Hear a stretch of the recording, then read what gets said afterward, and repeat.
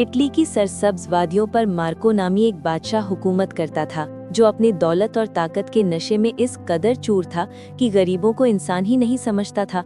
उसके तकब्बुर का ये आलम था कि रियाया उसके साये से भी दूर भागती थी।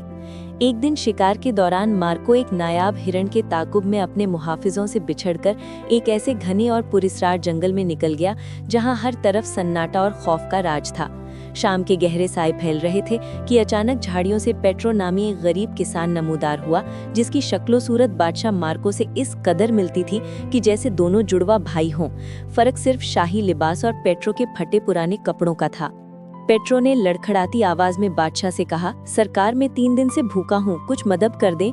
मगर मार्को ने नफरत से मुंह फेर लिया और घोड़ा दौड़ाकर आगे एक तालाब के किनारे जा रुका।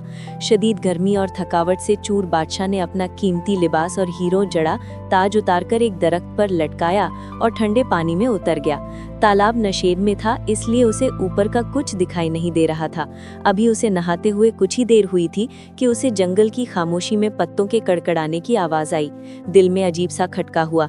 वो तेजी से बाहर निकला तो उसके पैरों तले जमीन निकल गई, क्योंकि वहां ना उसका शाही लिबास था और न ही घोड़ा, बस दरख्त के पास पेट्रो के मैले कपड़े पड़े थे। चालाक पेट्रो बादशाह का रूप धार कर महल पहुंच चुका था, जहां सबने उसे बादशाह समझकर सलाम किया। इधर असली बादशाह मार्को मजबूरन किसान के चिथड़े पहनकर जब शहर पहुंचा तो उसकी हालत पागलों जैसी हो चुकी थी। वो जिसको कहता कि मैं बादशाह हूं, लोग उस पर हंसते और बच्चे उसे पत्थर मारते। भूख और जिल्लत ने मार्को का हुरूर खाक में मिला दिया था।